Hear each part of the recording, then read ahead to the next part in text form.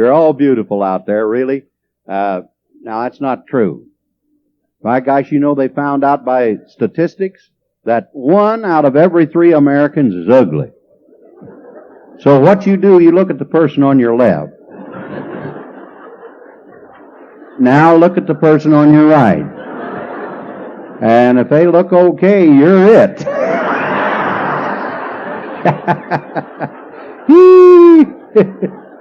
My gosh. Some lady out there a while ago said, "Are you nervous before you come up here?" I said, "Me? And why, no." She said, "Then how come you just come out of the ladies' porta potty there?" I guess I was a little more nervous than I thought. My gosh, you know, folks, I'm here to have a little laughs today. I don't think we laugh enough, any of us. We need to let go, have more fun. Let's all lighten up a little bit. You know, we're not going to get out of life alive anyhow. So we just have fun while we're here. You know, a lot of people now, I find out one thing, things have changed a little bit to what they used to be. Used to be you could just about say anything or do anything, but you know, today people got their lawyer, and by gosh, they'll come and try to sue you on this, that, and the other. So I got a little book I carry, and I got everything categorized. In case anybody tries to trap me, I got it down in the book. Just like the other day, some guy come up to me and he said, "You Captain Stubby?" Well, I knew right away the way he said it. He was after something. I said, "Yeah, I am." Well, he said, "You ever know a girl by the name of Mildred Muffnoggle?" Well, now, I said, "Just a minute, I got this all in my book here. I list her under C. Yeah, for contacts." "Yes, Mildred Muffnoggle, I did know her." "Ah."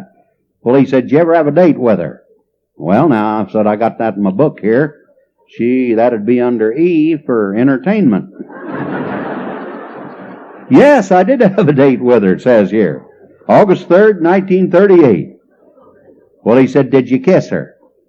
Well, now, let's see here. I said, that'd be under P for promotion. "Yeah, it says here I did kiss her." Well, he said, "That's my wife, and I don't like it." Well, now, I said, "Just a minute, that would be under O for opinion."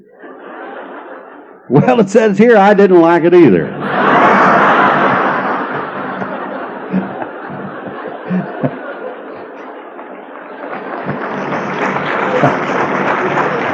Well, say, you might want to start carrying one of these books, folks. I'll tell you, you never know when you're going to need it. Oh, gosh, we were driving over here from Indiana, the wife and I, driving along, beautiful day, coming here. Just got over the Illinois line, and one of your state troopers pulled us over. I guess I was going a little bit fast. And he come up to my car there. Right away, he started writing a ticket. Well, I said, "Just a minute, officer." I said, "What about a warning?" So he fired 3 shots over my head. Of course, I have to do a lot of flying, too, folks. You know, I cover the eastern 2/3 of the United States, entertaining good farm folks just like what's sitting in this tent today. And I fly, like I say, I was down in Atlanta the other day, and I was coming from Atlanta up to Indianapolis. Well, that plane just kept sitting at the gate down there at Atlanta. We were all packed, ready to go, but it just kept sitting there. I finally asked the stewardess, I said, "Stewardess, what's the hold up?" Well, she said, "The pilot don't like the sound of that left engine." 2 minutes later, we're going down the runway wide open. Well, I said, "How'd they get it fixed that quick?" Well, she said, "We changed pilots."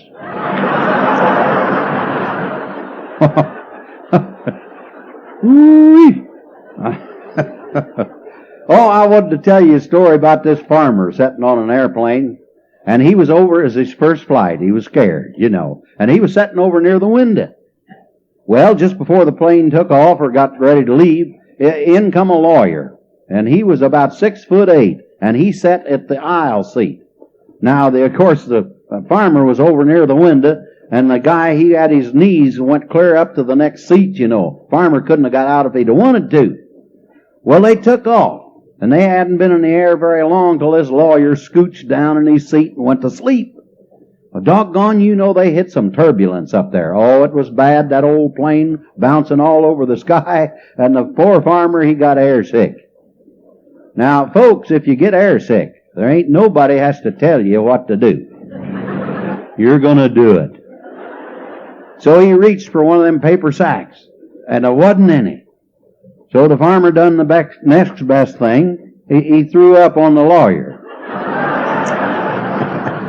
Well, about a half hour later, that lawyer woke up, and he looked down.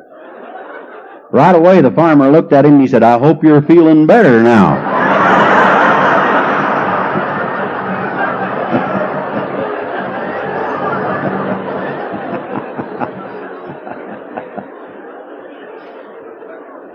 I got a note from management here. There must be probably one of the families here that own the place here. There's a note here. There's been a bulldog lost, brindle bulldog lost, right front paw missing, blind in the left eye, recently neutered. Answers to the name of Lucky.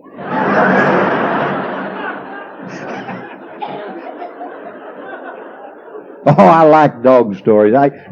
I was coming back from Florida last winter, and we stopped one of them little rest parks there. You know, there's a little grove, and there's a bunch of old boys setting out them picnic tables there, drinking coffee and lying to one another. And some dude pulled in one of them jacked up pickup trucks, you know, you can look under. Oh, and he got out of there, he had a pit bulldog on a chain, and that dog was, oh, he was mean, frothing at the mouth. And this guy said, "I got $100, says this pit bulldog, whip any dog in town." Well, one old boy sitting there, he said, "No, I don't know about that." Oh, the guy said, "You got a dog?" "Yeah." He said, "I got a dog." Well, he said, "You want to fight with him?" "Well, yeah." He said, "I believe I will." So he went home. He got his dog. Here he come back with his dog, little old short yeller dog on a chain. The guy with a pit bulldog said, "You got to be kidding, thinking that darn dog can whip this pit bulldog." Well, the old boy said, "I got my $100 here." So they laid him up there, the $100 bills. And they unchained these two dogs. Well, folks, just one snap from that little yeller dog, and that pit bulldog was history. Gone. Well, my gosh, this guy, he paid off this old boy. And he said, "Man, that was some dog." He said, "What kind of dog you got there anyhow?" Well, this old boy said, "I don't really know, but said before I cut his tail off and painted him yeller, he was an alligator."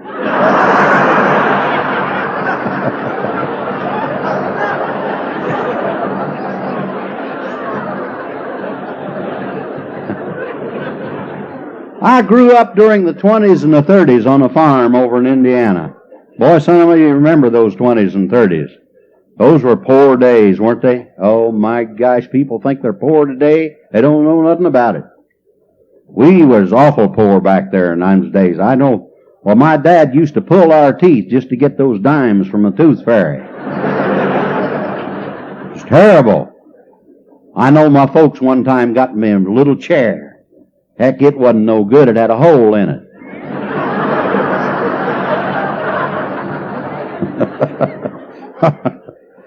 But my dad used to do different things, you know, besides farming. He was a horse trader. And I never will forget one time, he had an old brown horse out there. It was a pretty good-sized horse, and he wanted to buy another one to go with it, so he'd have him a good team.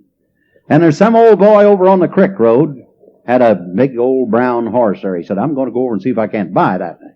So I went with him. We went over to this guy, and Dad said, "I'd like to buy that old brown horse you got out there. I'd like to buy him." Well, this guy said, "Good land, I couldn't sell you that horse." He said, "That's my wife's favorite horse." Why, he said, if I sold that horse, she'd bawl and squall. Well, Dad said, "Gosh, I was going to give you $200 for it." The guy said, "We're going to let her bawl and squall." So Dad paid him the $200. He said, "Now I can't take him with me today because I don't have the truck, but me and the kid will be back here tomorrow and pick it up." So the next day we went back there, and you know that guy was standing in the barn lot there. He was just practically in tears. He said, "Boys, you have no idea what happened over the night." He said, "That darn horse laid down and died that you bought." And he said, "My gosh, the money you give me, the $200, I owed a lot of people. I paid them off. I don't have the $200.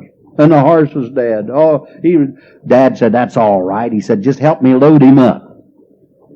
This guy said, "You mean you want this dead horse?"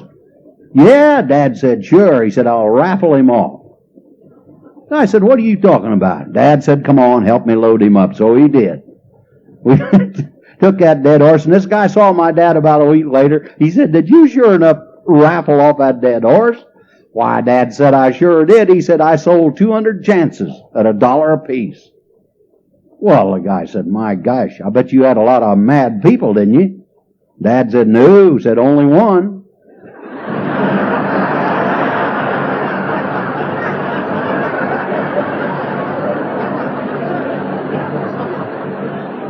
He said, "I gave him his money back."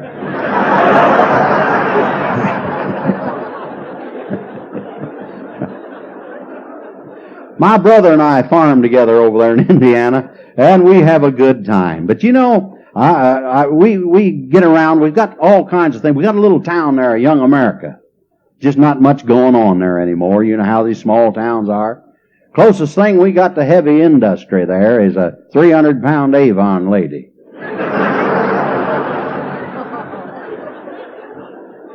We got a little old store there that we go into. It's called the Chew and Choke. You know, you guys farmers all go in and drink coffee at this little place. Well, that's what we do there. It's kind of a restaurant and a filling station combined. You can eat there and get gas. And we was standing in there one day, you know, a bunch of us, and darned if a guy didn't come in there with a sawed-off shotgun and to rob the place. And boy, he did. He took all the money out of the cash register. Then he started robbing all of the customers in there, all of us. He kind of lined us up. Me and my brother was in the back of the line there, you know, and I saw him coming our direction. I just reached in my pocket and I got a $20 bill and I handed it to my brother. He said, "What's this for?" Well, I said, "That's that $20 I owe you."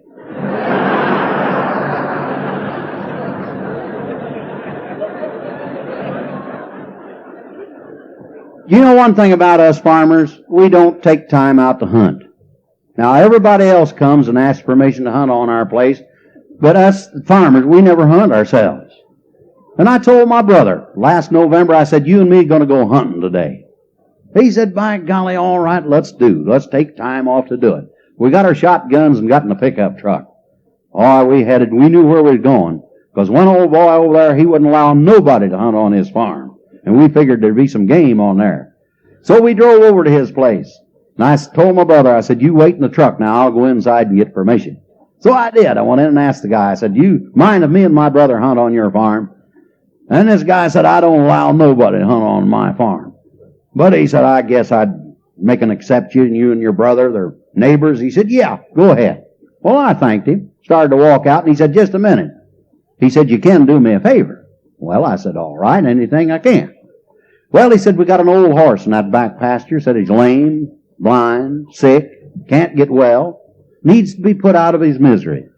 But none of our family can bring ourselves to do it. Said, "Would you shoot that old horse for me?" Well, I said, "Yeah, I'll do it." So I left, and on the way back out to the pickup truck, I got to thinking, I'm not going to tell my brother about this. I'm going to have a little fun with him. So we got in the truck, and we headed back out, way back toward that back field.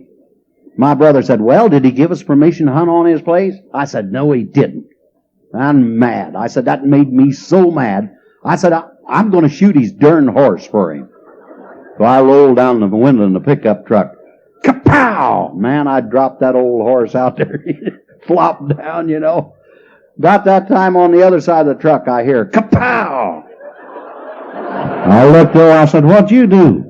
Well, he said, "I'm mad too." He said, "I shot his cow."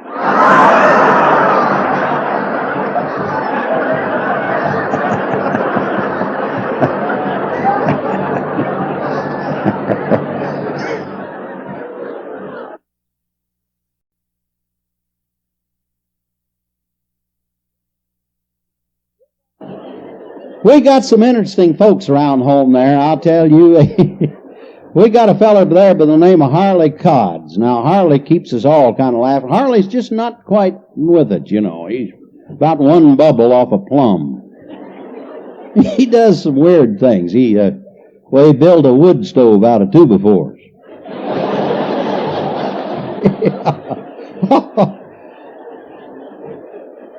And him and his brother one time were driving down the road one night, and they saw a guy's head laying in the middle of the road.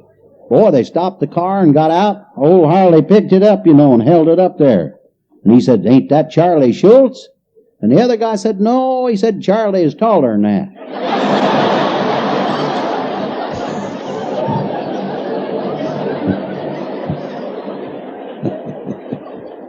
But folks, everybody's got a talent of some kind. Now, old Harley, he does good bird calls. Oh, he can imitate birds, In fact, he got an invitation up to the Johnny Carson show to be on television to do bird imitations. Guys, and he was getting ready to go to New York, and there was a lady in the community come over to see him. Her name was Grace Dunn. And Grace said, "Now, Harley, you're going to New York City." Harley said, "Yes, I am." Well, she said, "I've got a son in New York City, been up there over a year, and he's never written his poor old mother. When you get up to New York City, see if you can see him up there and tell him to write his poor old mother, please." Well, Harley said, "I'll try." Now, she said his name is John Dunn. Can you remember that? John Dunn. Yes, Harley said, "I can remember that." So he took off. When old Harley got up in New York City, he was walking down the road there, down into that big streets leading on to Times Square. And he saw a big building there on it that said Dun and Bradstreet. Wow. He figured that might be where he was, So Harley, he went in there. And he talked to the secretary. He said, "Is this Dun and Bradstreet?" She said, "Yes, it is." Well, Harley said, "Do you have a John here?"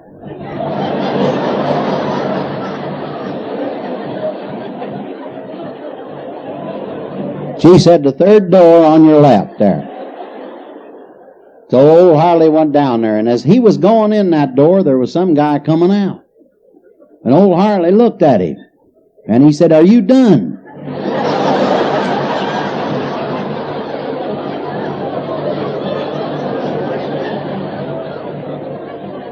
The guy said, "Yeah, matter of fact, I am." Well, Harley said, "Then why don't you write your poor old mother?"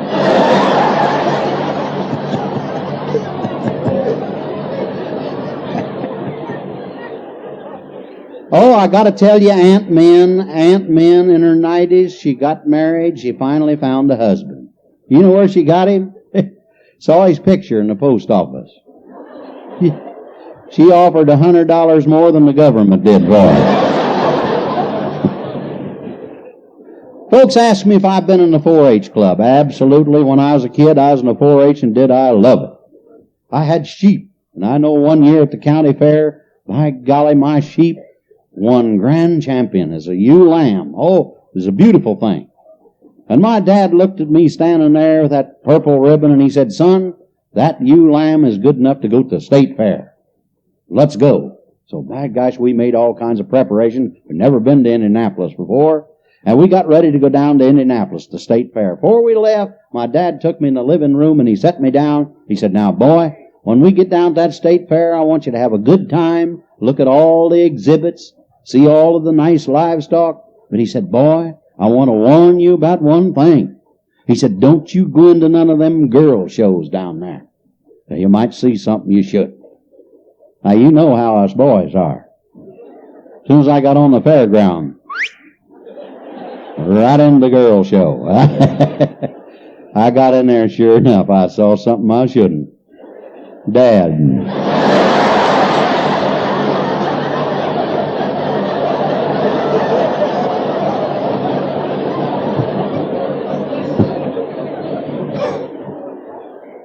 We got another couple there in young America that you ought to know about. They had quite an experience. There's Cecil Snodmore and his wife. Last fall, they were carrying in their potted plants off of the patio. You know how you do that, keep them from getting frostbitten.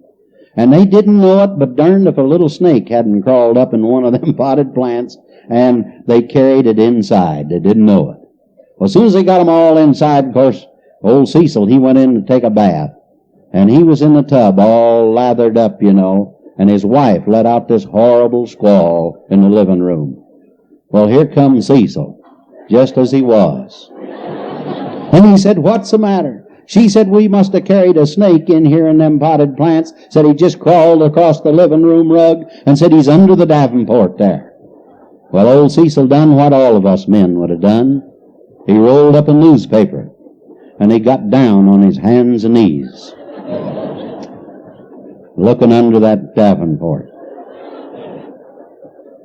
Now you can kind of picture that, can't you, folks?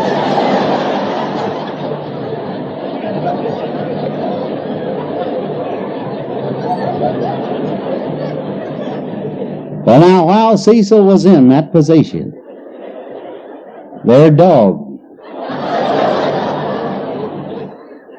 well, he cold-nosed him. That's what he done.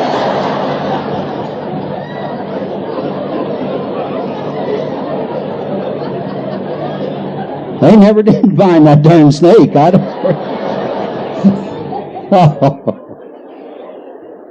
Oh, they have quite a time. Their boy's a wonderful kid. The only problem, he stutters, you know, and he'd tried so many different jobs and everything, and he read an ad where some folks had some Bibles that they wanted to sell. So he went over and asked if he could have the job. And they thought, well, goodness sake, I don't know. We got so many of them here, we could have them sold, but you want the job? Yeah, he says, I think I can sell them. Well, they gave him a big trunk load of them one day, and he went out, and don't you know, he come back, by gosh, he'd sold every one of them, first day. Well, they said, how in the world you sell all of them? Well, he said, I just take one in, and he said, I asked them if they want to buy a Bible, or do you want me to read it to you?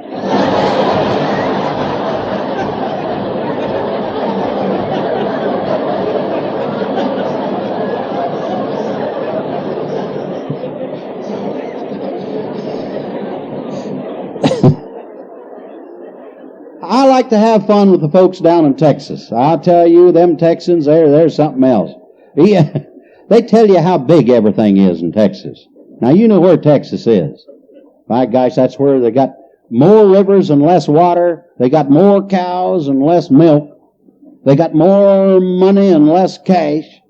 In Texas, you can stand in one place, look farther, and see less than anywhere in the world.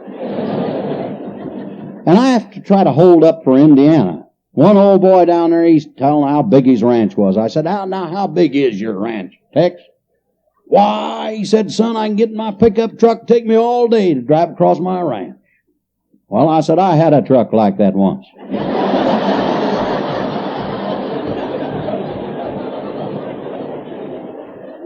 When I worked in Chicago, I wanted him to get up to Chicago because we have all them skyscrapers up there. I thought I could top him there, you know. So I got him up there one day, and I took him over in front of the Merchandise Mart one morning. I said, now, Tex, look at this building. It's 27 stories high. It's a complete city block square. Now, there's a building that we put up in just 2 years.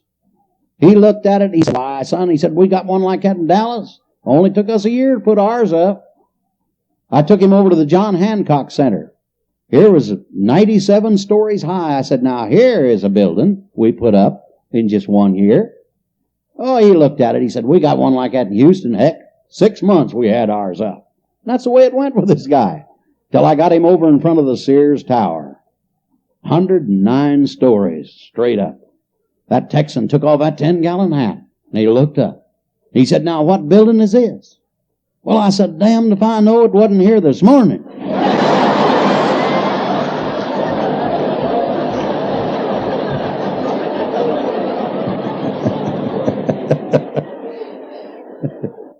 Hear about the two nuns driving out through the country. Beautiful day.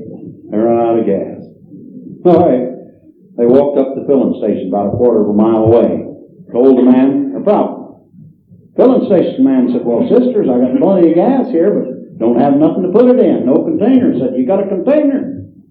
Well, they said, we'll go back and look. They went back to their car, looked in the trunk. Now, these two sisters worked for the hospital there.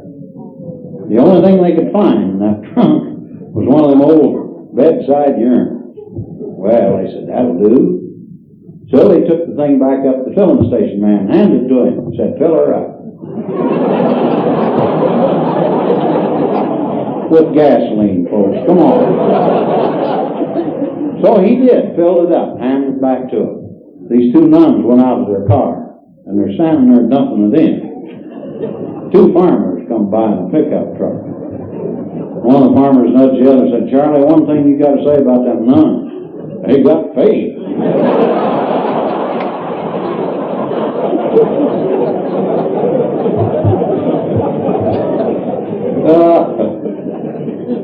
One thing I'm very proud to tell you, that last year on September the 8th, my wife and I celebrated our 50th wedding anniversary.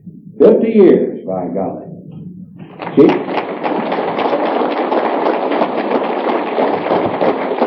Thank you, I deserve that. Yeah, we got 51 now. We just passed 51. Oh, gosh. We had a big celebration on our 50th. Oh, golly. I surprised my wife with a black silk slinky negligee. She'd never seen me in anything but boxer shorts.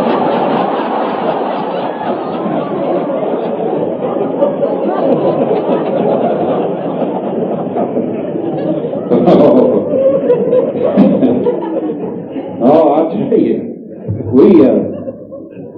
we had quite a celebration. She was a girl. Now I met her in school, high school sweetheart. I know I went with her about 6 months, and she quit me. Well, I said, what's the matter? Is there somebody else? She said, there's gotta be.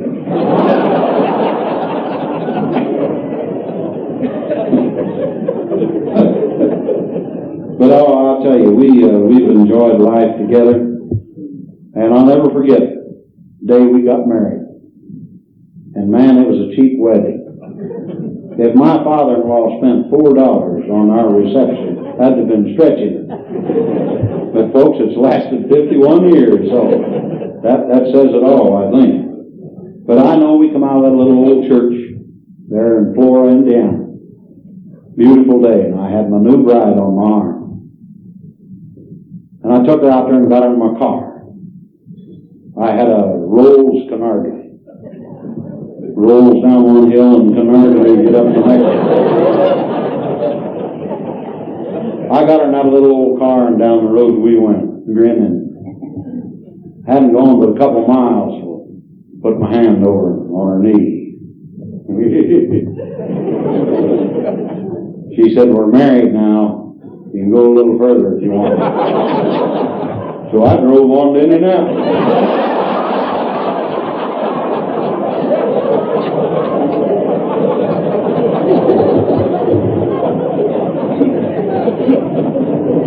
I want to close, and thank you folks for being so nice to me.